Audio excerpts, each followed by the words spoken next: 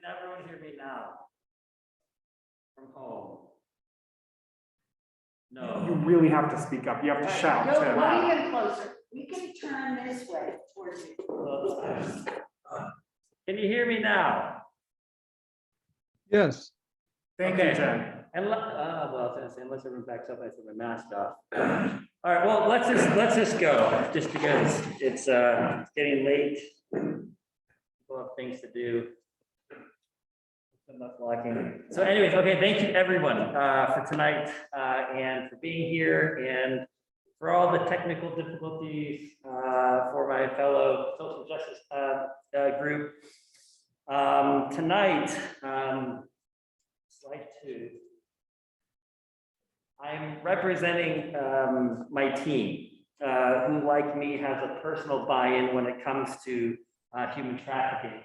And so, yeah, phone, the top left, she started by visiting a village in her own country and being just really surprised by the amount of poverty that existed in her own country, and felt like she needed to do something. And so she developed relationships with the local people and thus created our scholarship program and other things up in the northern Thailand. I'll just say Pla, she was a formal social worker who turned pastor, who has just a heart to get migrant children enrolled into schools, and so she's an awesome asset to our team. Nina, the bottom middle, former refugee herself, but now runs our refugee support program. They've all been with us since 2008, 2009, and so we've got a solid team. I won't do everyone. You can go to the next slide. Let me introduce you to all of our students. I won't do that. But seriously, I'm representing all of them tonight, and so it's important that you see them. Slide 4. Human trafficking, oftentimes referred to as modern slavery, is the act of using physical or psychological coercion to force individuals to engage in labor services, commercial sex acts, domestic servitude, or forced marriage. There are different types of trafficking. So there's non-sexual forced labor, which consists about 50% of cases. This is work done under the threat of a penalty, such as violence or harm to family. People often are further controlled by debt bondage. There's sexual forced labor, which makes up 12%, controlled by violence, threats, substance abuse, deception, or grooming with extreme physical or psychological domination. And last, which makes 38%, we have domestic servitude or forced marriage. Forced to provide services with the obligation to live on or in property with the possibility of changing those circumstances. The problem is overwhelming and severely complex. There are 40.3 million people in forced labor, sexual exploitation, and forced marriage worldwide. It produces $150 billion annually in profit. And it's the world's fastest growing criminal industry. According to our partner organization, the root of the problem is, simply said, economics. Trafficking is cost effective, meeting consumers' demand for low priced goods and services. It's also profitable. Exploiters earn up to 1,000 times profit on a sex worker. You look at drugs, which is a one-time use. Unfortunately, women, children can be used over and over and over again. This leads to recruiting and coercing low-cost laborers or slaves to produce goods. So this is the clothes that we wear. This is the coffee that we buy, the fish that we eat, and offer services like paid sex and domestic help at low prices and higher volume. This labor is performed by the most economically desperate who are at risk of exploitation. Southeast Asia, I'll just say real fast, this is gonna be a lot of information on trafficking and our programs, and so just bear with me as I unpack everything. I promise there's gonna be a fun story. So let me go back here. Okay. All right. So in Thailand, Southeast Asia has the second largest prevalence of modern day slavery in the world. And again, this problem is huge. I lost my, I can't say anything more about this. Oh, there it is. Sorry. So this is the second largest prevalence of modern day slavery in the world. And Thailand's trafficking industry generates $12 billion annually, well surpassing Thailand's illegal drug trade and making it the biggest cash earner in the country. Children and families most vulnerable to trafficking in Thailand are often trapped in deep generational cycles of poverty, lacking education and citizenship. The good news is that cycles of poverty and exploitation can be broken. So at Creative Life Foundation, we are connecting vulnerable and marginalized children and parents in urban and rural Thailand to critical resources, preventing trafficking through access to education, holistic care, and a path to citizenship. So let me unpack that a little bit for you. So access to education, what do? Nelson Mandela once said that education is the most powerful tool for change, and we found this to be true.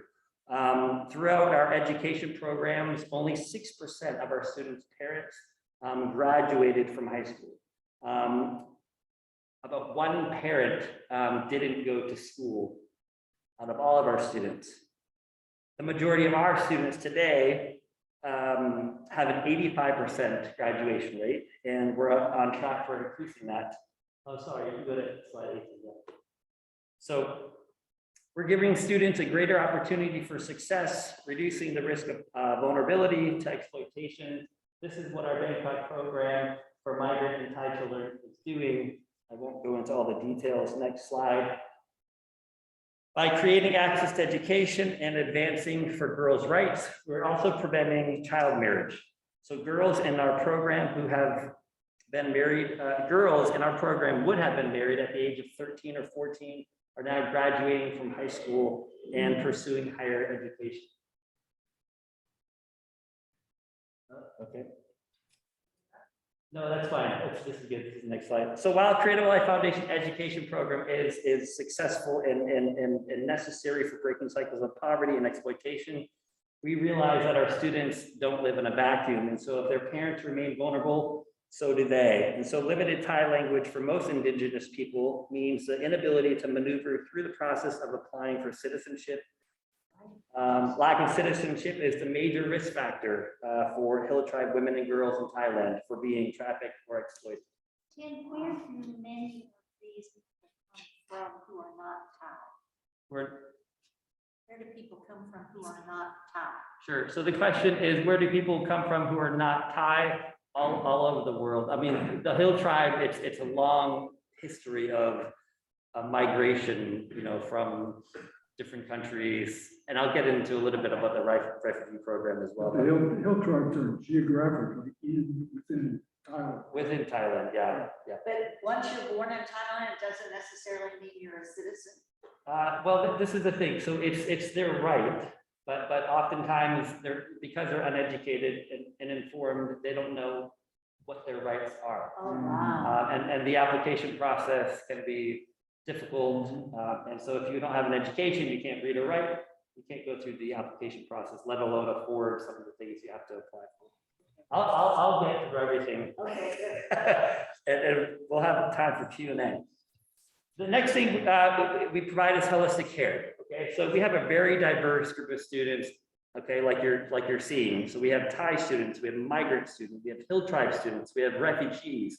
Each child accrues a unique set of obstacles and hardships which threaten their right to an education and their freedom. That's why seamless, holistic, individualized approach is critical to our students' success. Next slide. Connecting our students throughout Bangkok and Northern Thailand to mentorship has played a huge success in the scholarship program. Connecting our students to mentors means they have a positive role model, a person to check in with, to discuss goals, their problems, and receive encouragement. For one of our college graduates, it saves her life. And I'm not being dramatic, these are her words. Next slide. So from a child, I had nothing. She had no dad, no mom, and she attempted to commit suicide. If she didn't have Pla, who was her mentor, in my life growing up, I don't know what my life would be like today. There are many times that I would get confused and get off track, but Pla always helped me return to my studies.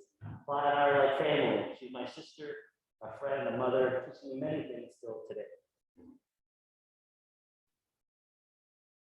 Next thing is citizenship and refugee support.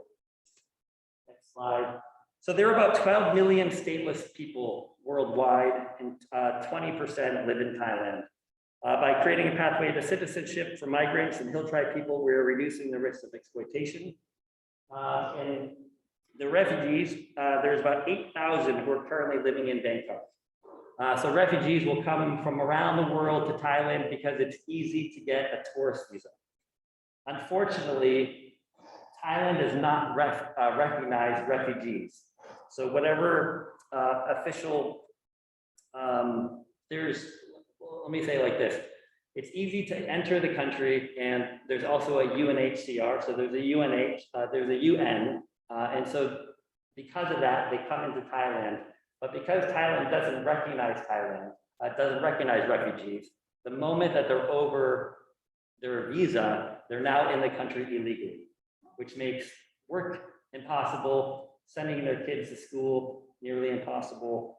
And so what it is the government never adopted the legal framework that accepts refugees for local settlement.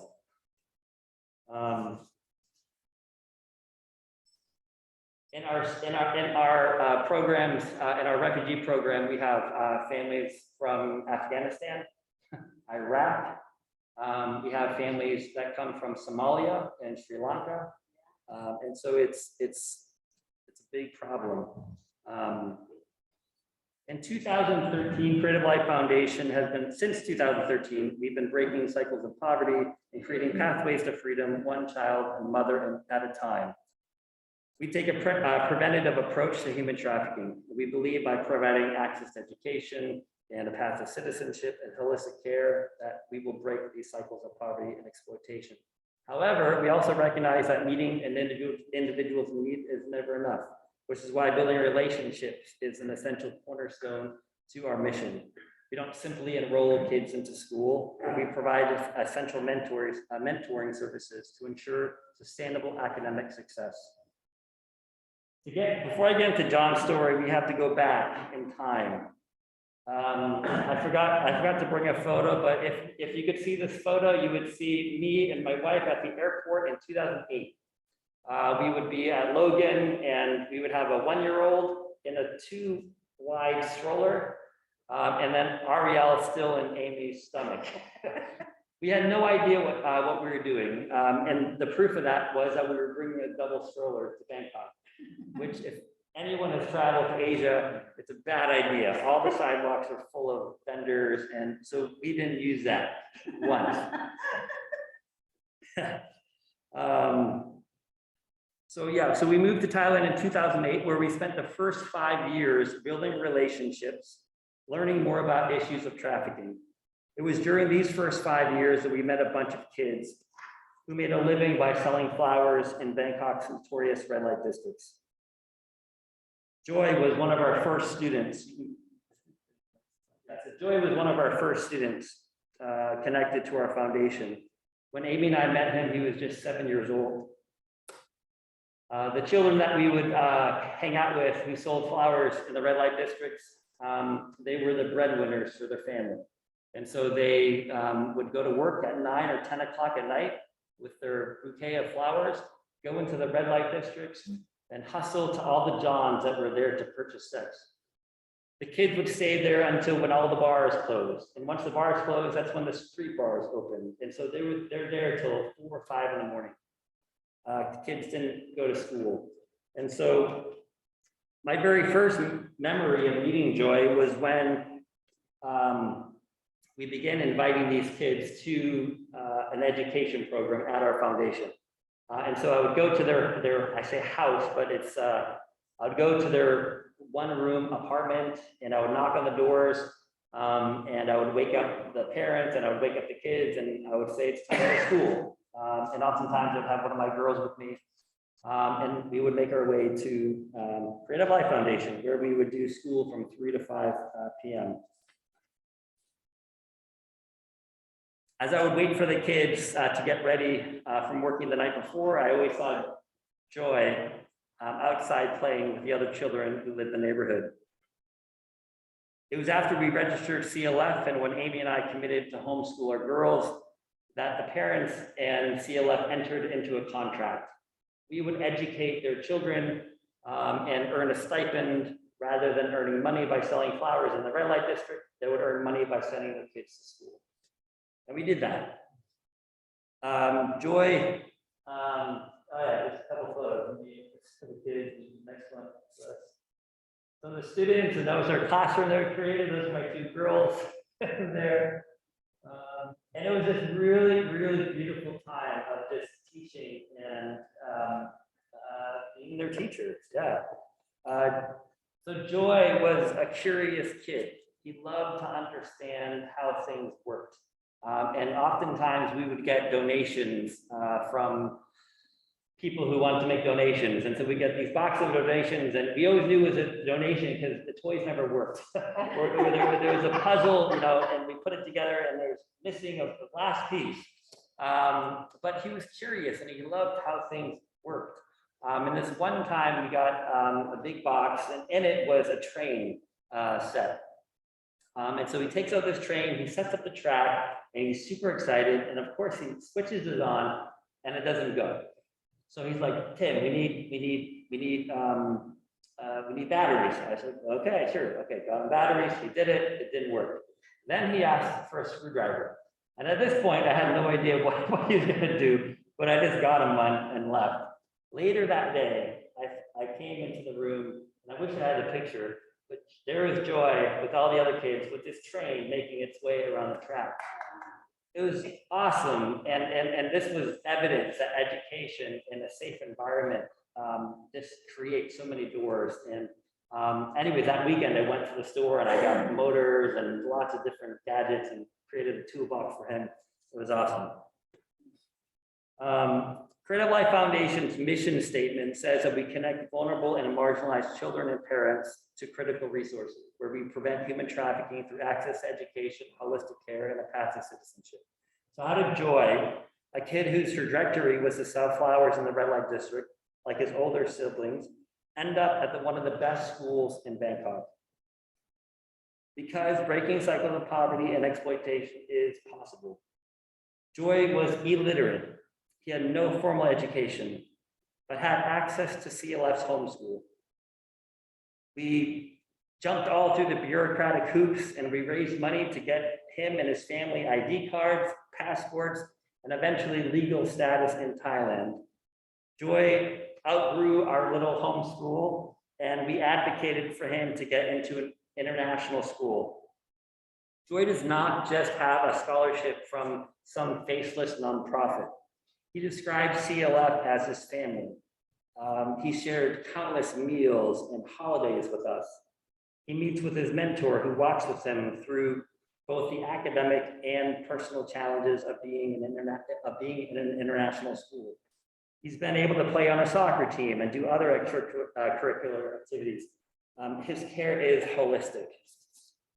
We asked Joy what impact CLF had on him. How is his life different because of the foundation? And when we asked him this, he was quiet. English is his 3rd language. You know, Khmer is his first, then Thai, and then English. And so he had to process it. And then he said very proudly, I can do things for myself. I can read, I can do almost anything on my own. Joy watched his parents struggle with this. He saw and experienced the barriers and limitations his parents went through because of not having an education or the ability to read or write. For Joy to say this is really significant. It's our mission to help people be on a path to freedom. Joy said he can almost do anything. He's on a path to freedom for sure. So, oh, there's no pictures. That's that older. Oh, actually don't, sorry, okay. Actually, hold on, I'm getting ahead of myself because I'm seeing these pictures.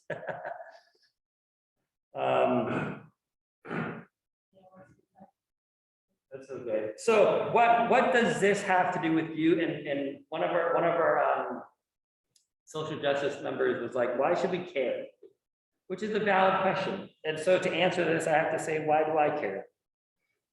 14 years ago, I thought I was going to Thailand to solve a problem, to be part of a solution when it came to issues of poverty and exploitation. I was putting my faith into action in ways that mattered, being the hands and feet of Jesus. Matthew 25, what you do for the least of these, you do for me.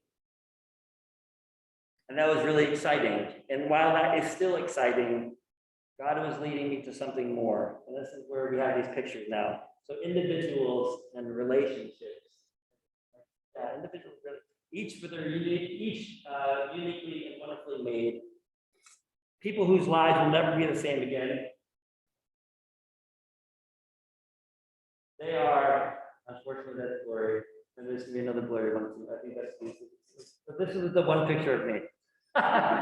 It is blurry. For people at home, it's not blurry for you. But they are why I do what I do. They are why I continue working for justice. You may never have a chance to meet any of these people, but that doesn't mean you aren't making a difference. Our mission is only possible with funding and commitment. As a new ministry partner of Trinity, you are helping us create pathways to freedom. Okay. We're not just breaking generational cycles of poverty, we're creating new cycles of empowerment and opportunity and freedom. This year, our goals are to continue to operate a literacy program for 50+ full-time mothers, to continue educating our students annually with scholarships and mentorship, to assist 20 families with the process to receive citizenship, to meet the basic living needs for 30+ families, and provide education resources for 50+ youth.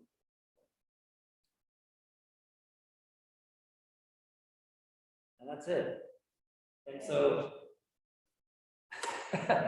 I think it's appropriate to take some time for questions and answers. Obviously, if you want to be involved, you can fill out this card. But again, we are a partner of Trinity. And when you get to Trinity, you give to us. And so what questions do you have from me?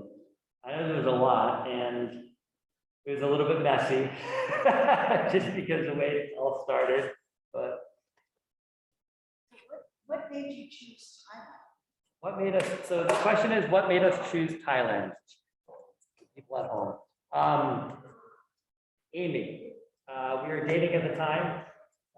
She was reading books when she was living in Lima for 4 months in Peru.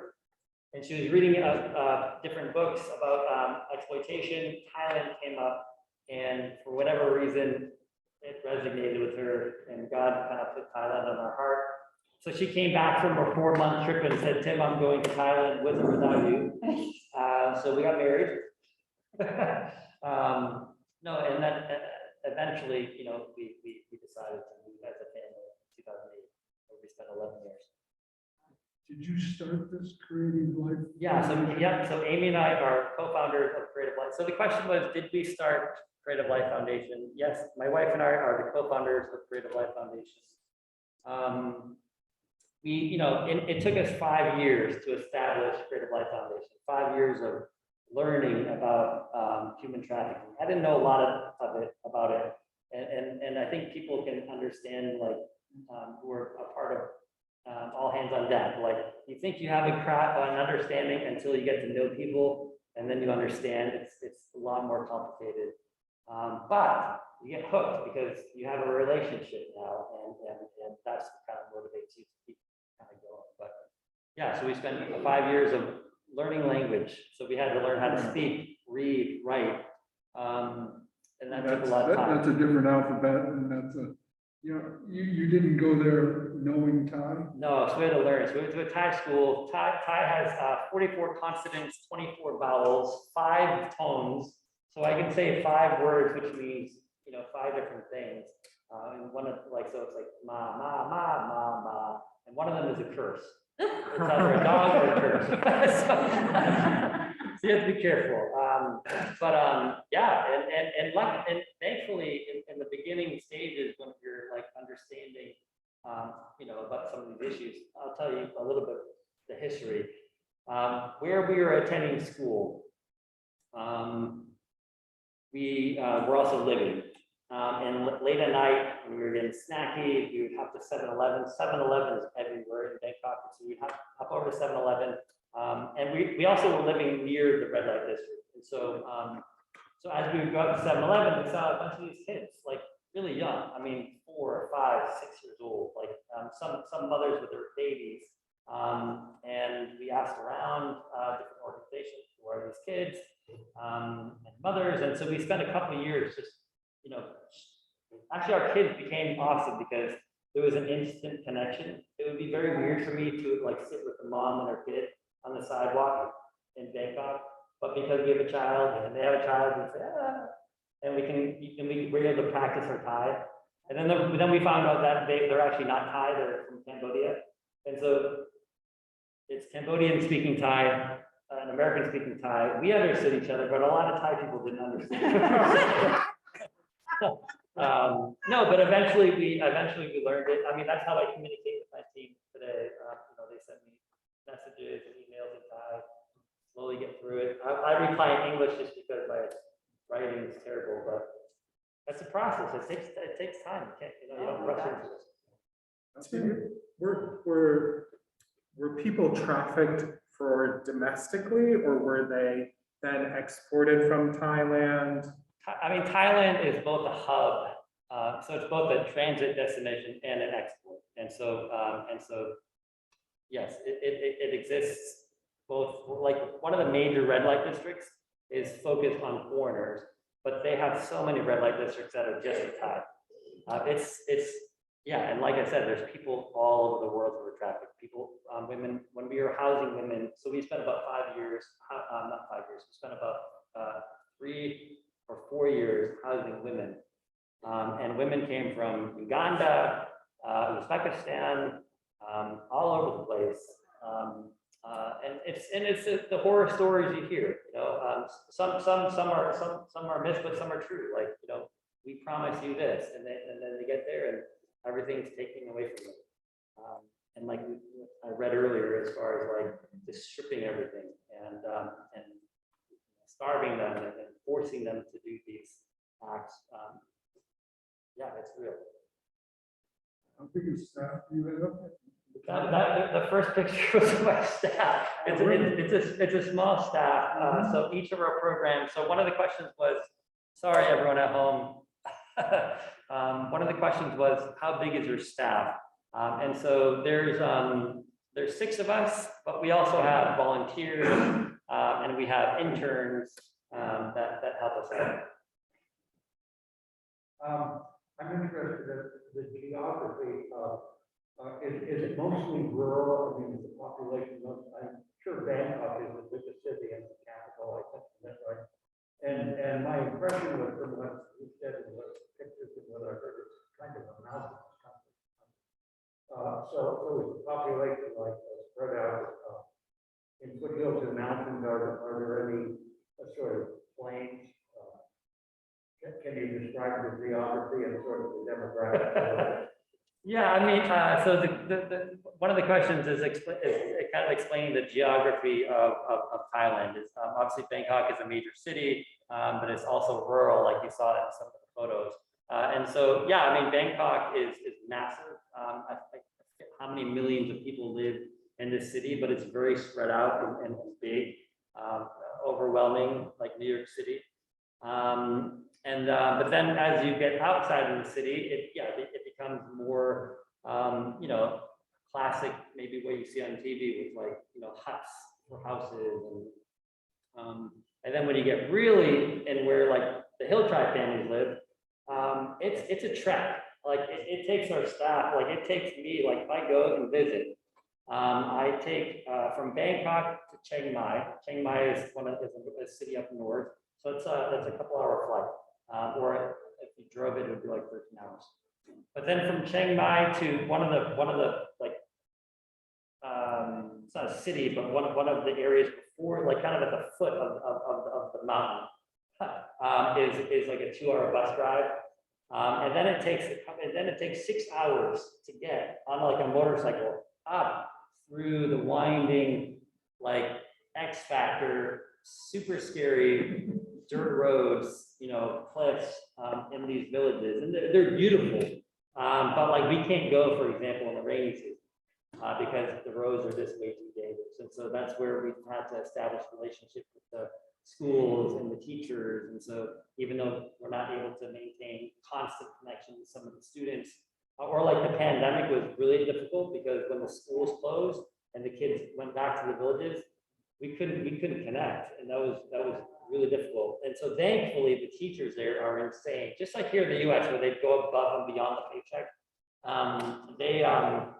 They spend days on their motorcycles traveling through the villages, visiting all the kids. And so, yeah, so that's how we're able to kind of maintain connection. But we're committed to go there like twice a year for orientation. So as we accept new students, there's an orientation process, and then we do 4 activities throughout the year. Tim, we have a question from Zoom. Yeah. From Jay. Are you able to leverage CLF's services by teaming up with government agencies or other nonprofits? Yeah, I mean, we collaboration is one of our is important, and it's something that we definitely do. So with trafficking, there's prevention, there's like the protection. So that's when you bring in like the police and the persecution. So then you need lawyers, and you need a lot of people to work against trafficking. But then you need the aftercare people as well. And so then you also need obviously collaboration with that. And so for preventative, we don't get a lot of support from the government.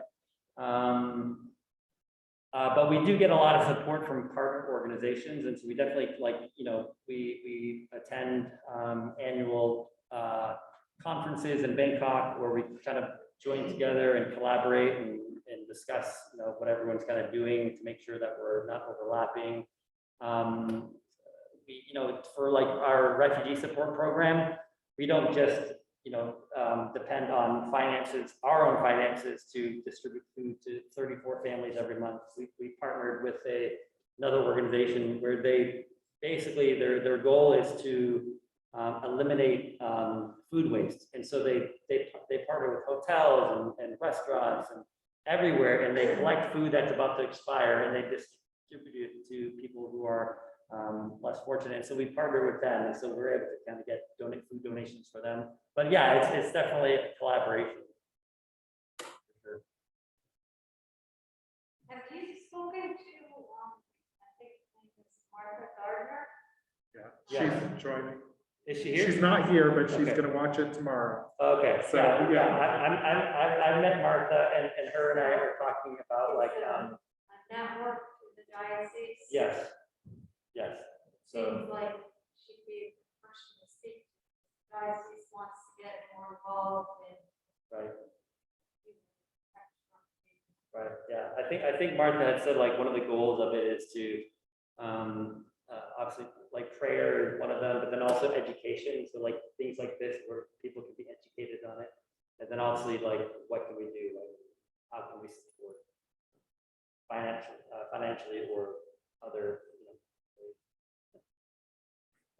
One of my questions, since this is social justice ministry, how do you engage in this work without engaging in some form of colonialism?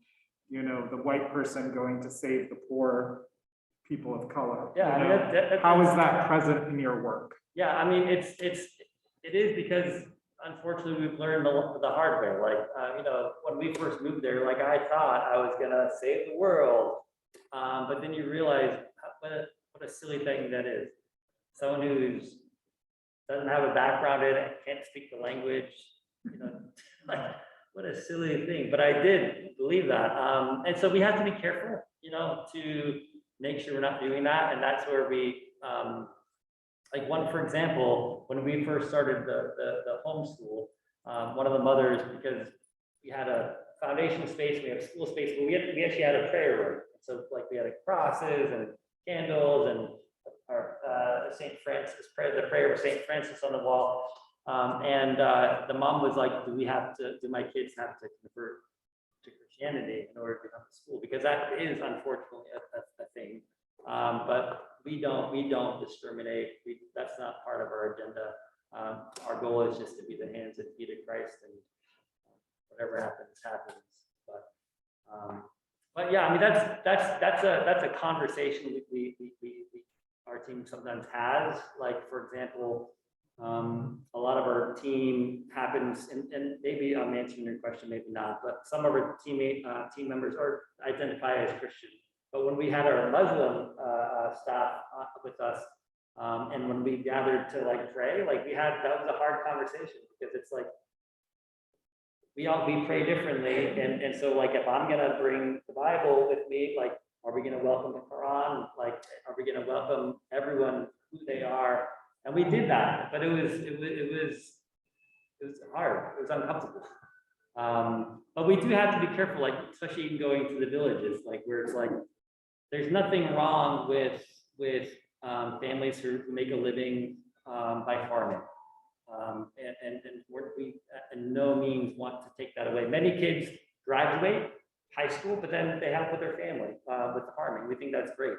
But because Thailand is so in Thailand, degrees are everything. The paper matters. It's not like here where you can not get an education or go to college and work hard and move up.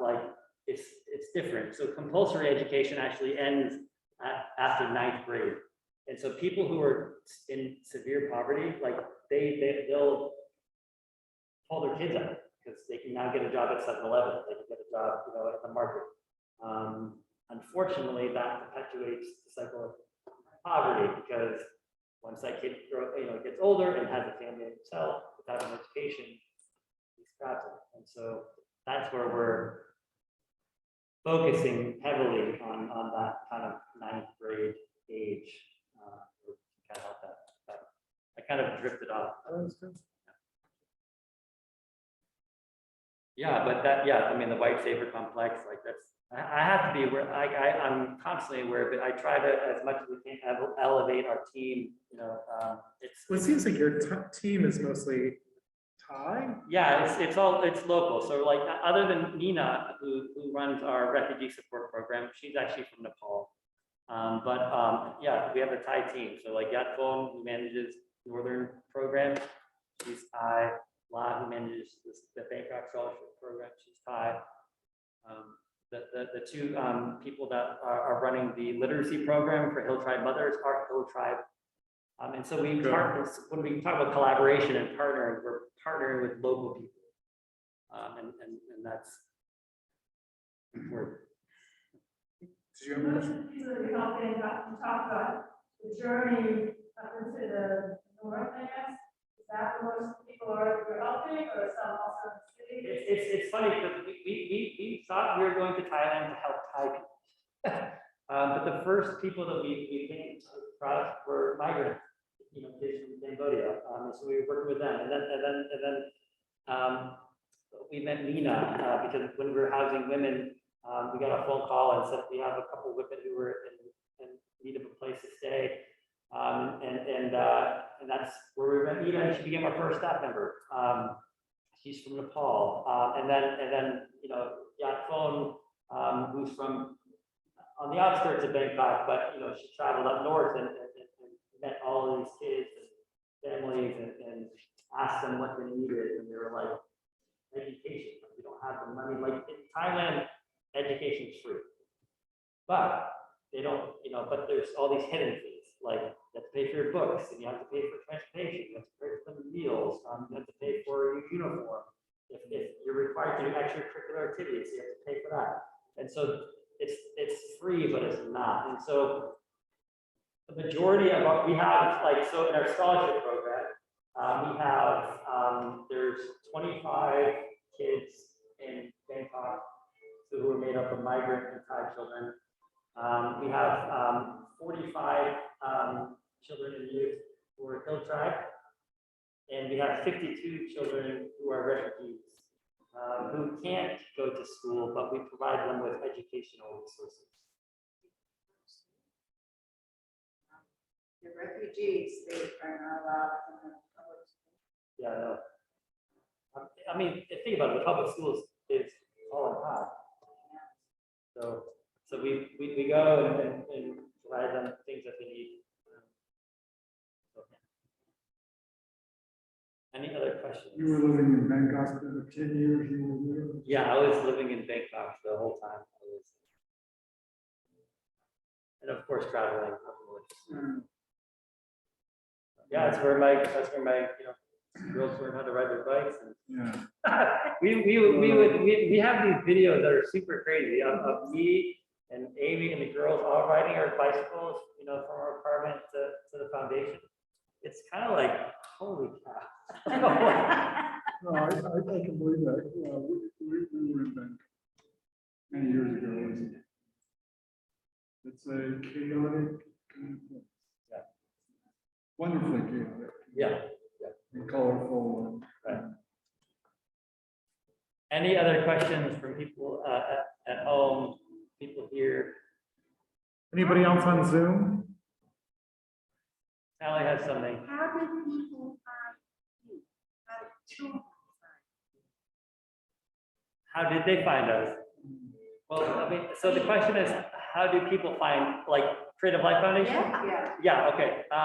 Well, so in the beginning, it was like we found the people, like, and so like we're like our education first actually started in the red light districts. And so like me and our volunteers, we would show up at 10 o'clock at night.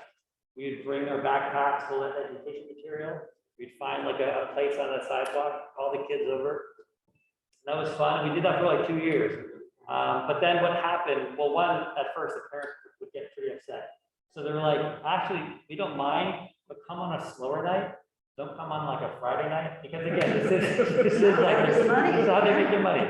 The next thing was, because, we were like, we want to get to know you. We want to move into your neighborhood. Like, we were committed to like living in the slums. And so we were like, we would show up to their places, but then the police would come like the next day because neighbors would call, or neighbors would be jealous because they think that, oh, here's these wealthy rich people giving these migrant people money, and so anyway, so we had to kind of be careful. But to answer your question, like in the beginning, we were going to them, and then once this program kind of for the migrant children, our homeschool, the same program that our kids were in. Once these kids, once we saw that this was actually a powerful thing, Yat Phone, who had just come back from the village, who was like, I have kids up there who want to go to school, but they don't have the money. And so then we were like, let's do something. And so eventually we got, Yat Phone moved up there, and we got funding, and we created the program.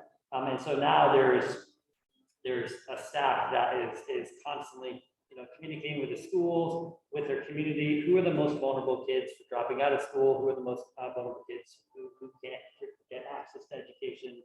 And so, so people just kind of know us through word of mouth, I guess. But then also we're looking at who in the neighborhood, needs a scholarship, like who's at risk of not going, who's at risk of like taking that 7-Eleven job because they need money now.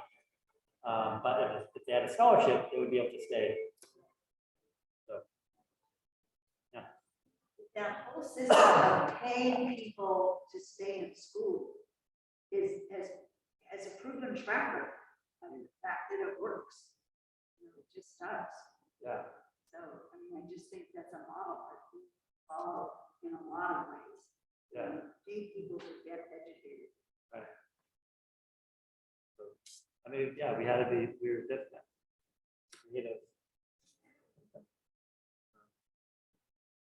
Any other questions? I know it's late.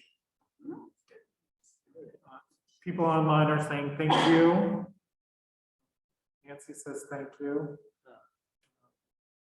Yeah, thank you, Tim, for this time. And Yeah. I hope it's a continuing Very conversation inspiring. as we continue to learn. As I said to you, I'm familiar with that. People think, oh, that happens in Thailand. It happens in this country also. Right, that would be a whole nother conversation, and I think through the trafficking, like the thing you're talking about with Martha, I think we're hoping to also not just educate people on, oh, this is another country issue. Very much happening here. I mean, when we transitioned from living in Bangkok to here, my wife worked for RIA, a nonprofit based in Framingham. And so she was hired as our clinician, and she worked with women who had experienced trafficking. Right. So it's here. The size of the problem worldwide is astounding, but the size of the problem in Thailand, innocent ears, also sounds astounding. Yeah. I mean, does the government of Thailand sort of recognize any of this? Yeah, there is. And there's like a lot of pushback. I think there's like, I mean, they're definitely trying to do, like, it's kind of like, funny, usually I'm like, I have to be very careful with what I'm saying, kind of like looking around, but there's a lot of corruption, so there's a lot of good happening, but at the same time, if that's their main, like, if that's. Well, there's so much money involved. So much in money this. involved. Is prostitution legal? So prostitution is legal. Yeah. But to approach someone, for example, is illegal. So you can be in a red light district there, that's legal. But if someone walks by and you approach them, that's illegal. Uh-huh. Let me offer a prayer from the Church of Southern India. Let us pray. Eternal and everlasting God, in the growing quietness of the evening and the deepening shadows of the night, grant us sleep and rest. With the stilling of the day's doings and the end of coming and going about us, make us to be sleepy with heavy eyes and tired limbs. As your creatures are lying down in the woods, as the bird is quiet in its nest and the burrowing animal in its hole, as the stream is still in its bed, reflecting the great expanse of stars above, may we in our sleep reflect our confidence in you and our assurance in your constant peace. In our sleep, give us that deeper communion of our souls with you who restores us to health. For your name's sake. Good night, everybody. Good night.